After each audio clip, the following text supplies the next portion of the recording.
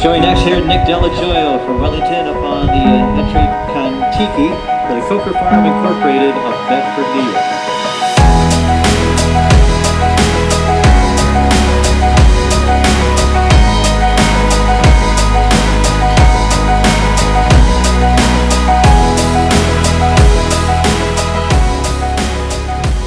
Hi, I'm Dello. We're here at the 2016 Winter Equestrian Festival. The horses that I have here that are competing now, in the FEI classes, I have a stallion named Quite Cassini, who's a new mount for me. A mare that belongs to Philip Richter and Sarah Willman of Turnabout Farm, who he competed in the high amateur division, but since has given to me to try and step up to the next level to see what she's capable of, and so far she's been pretty good. She jumped clear in the meter 45 today, and the goal is to do the meter 50 on Sunday. And I have Contiki, my gray wild little thing that I have. He's coming back, taking him back slowly. I gave him a big break, and he jumps the meter 40 this week. He did the meter 45 last week, and we're just kind of building, bringing him up and coming down again. And then quite a few nice young horses, 6, 7, a few 9-year-olds. My best mare, Corlita's coming back from an injury. She should be back jumping the bigger classes by the end of the circuit. And yeah, we're excited. We're really excited about the string we have at the moment.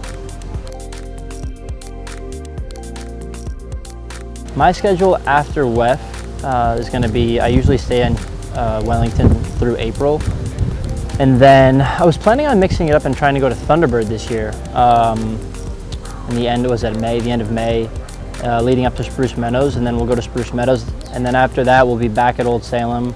Actually, I'll be at Old Salem in May before Thunderbird as well, the 2 weeks there, because we're basing out of that farm.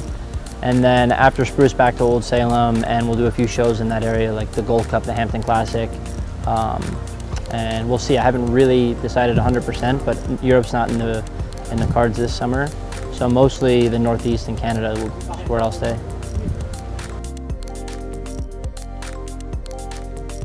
If I were to describe my perfect horse, I would say blood and careful. And a trier. I think the way most of the jumping is these days, the bigger, slower, scopier horses are harder to compete. I mean, you look at classes like this at WEF with 130, 150 in it, or the WEF classes with 100 in it. It's almost impossible unless you have a blood careful horse that you can really run at the jump and have a good chance of leaving it up.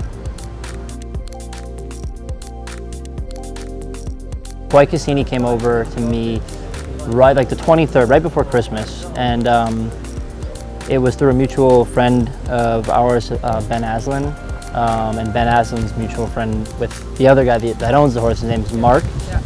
And anyway, they contacted me about riding the horse, and I said, yeah, for sure. I mean, I knew the horse over there, and I thought it would be a great addition because I didn't really have anything at the moment to jump that big on.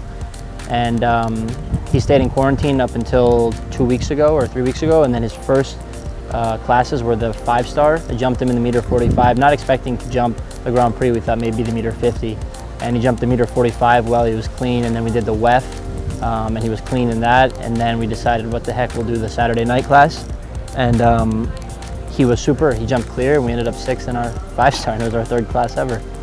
So yeah, he's a machine. He's like nothing I've ever had as far as how he jumps with so much ease. The whole plan with the horse was for me to ride it, but to sell it. So I don't imagine, I think if I still have him by Spruce Meadows, I'm not doing my job well enough, but I would love to keep him because he would be a serious Spruce Meadows horse. I think he would eat that ring alive, but unfortunately I don't see myself having him through that part of the year.